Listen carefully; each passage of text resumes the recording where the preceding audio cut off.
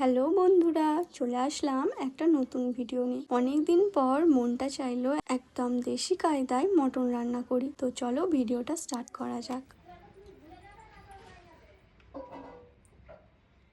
প্রথমে উনানে কড়াইটা বসিয়ে তাতে সর্ষের তেল দিয়ে আলুগুলো দিয়ে দিতে হবে।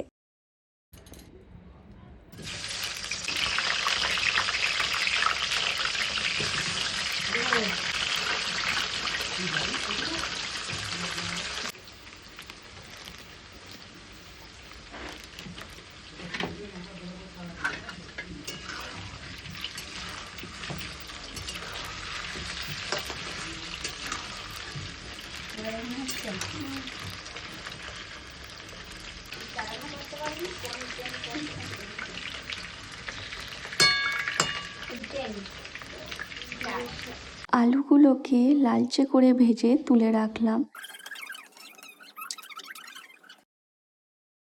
এবার ওই তেলের মধ্যে পেঁয়াজগুলো দিয়ে ভেজে নিচ্ছি।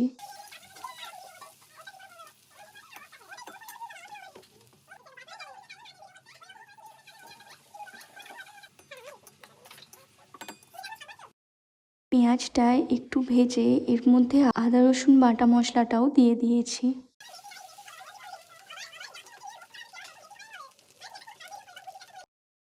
এবার একটু কষানো হয়ে গেলে আগে থেকে ধুয়ে রাখা মটনের টুকরোগুলো দিয়ে দিলাম।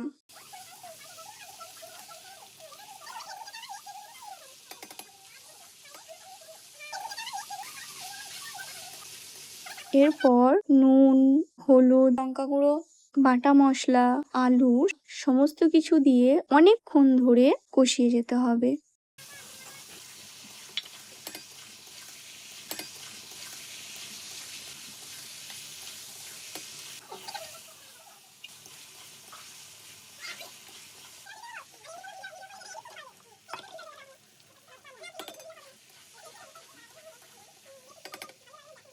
এরপর মশলাটা ভালো করে কষানো হয়ে গেলে তোমরা চাইলে প্রেসার কুকার বা কড়াইতেই একটু জল ঢেলে ওটা সেদ্ধ হতে দিতে পারো। আমরা প্রেসার কুকারেতেই দিলাম, কারণ মাটন তো একটু ভালো করে সেদ্ধ হলে আরো ভালো লাগবে খেতে। মাটনের মতো রান্নার সাথে একটু পাঁপড় ভাজা না হলে কি আর জমে, তাই একটু পাঁপড়ও ভেজে নিলাম।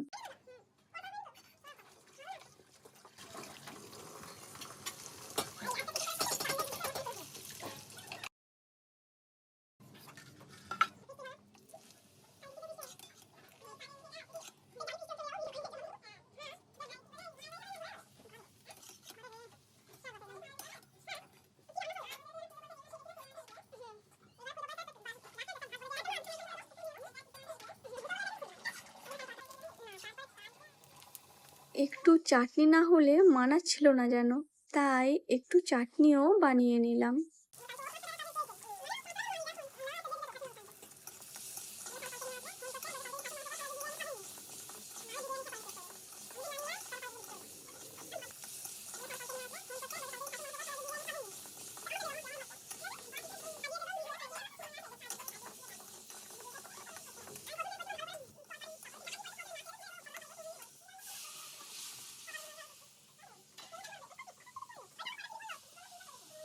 ভিডিওটা যদি তোমাদের ভালো লাগে একটা লাইক, কমেন্ট আর চ্যানেলটা সাবস্ক্রাইব করে পাশে থাকো।